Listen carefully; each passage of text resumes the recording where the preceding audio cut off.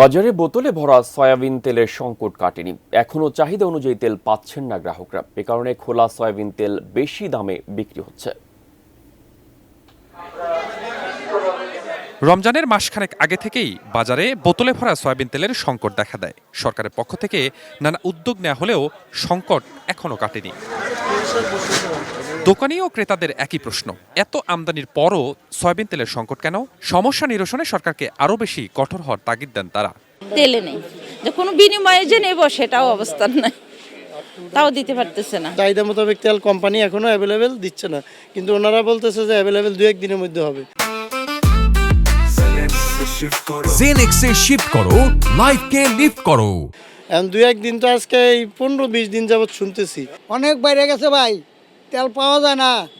হ্যাঁ, আবার যারা সেলম্যান হেরাইয়া কানে কানে করবো, এত করে দিলে আমি 2 কার্টন আইনে দিতারি গোডাউনের চলে। অবস্থার সুযোগ নিচ্ছেন খোলা সয়াবিন তেলের ব্যবসায়ীরা। পর্যাপ্ত মজুদ থাকলেও তারা অতিরিক্ত দাম নিচ্ছে বলে ক্রেতারা অভিযোগ করেছেন। সরকার নির্ধারিত দাম 157 টাকা, কিন্তু খোলা সয়াবিন বিক্রি হচ্ছে 190 টাকা লিটার দরে।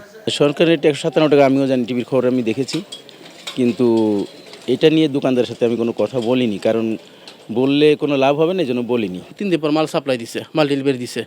তারা এই ডেলিভারির কারণে মূলত অনেক সময় বাজারটা আপডাউন হয়েছে বেশি। আরও আমদানি হয়েছে আমরা জানি, কিন্তু মাল পাইনি আমরা। একটা সময় দিত আমাদের যে অমুক দিন থেকে আপনারা এত রেটে বিক্রি করতে হবে, তো আমরা এটা জানতে পারতাম, ওই অনুযায়ী আমরা মাল কিনতাম, কিন্তু এখন তো এটা পারতেছি না।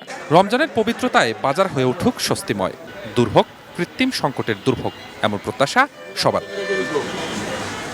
স্বপন আহমেদ, এটি নিউজ, ঢাকা।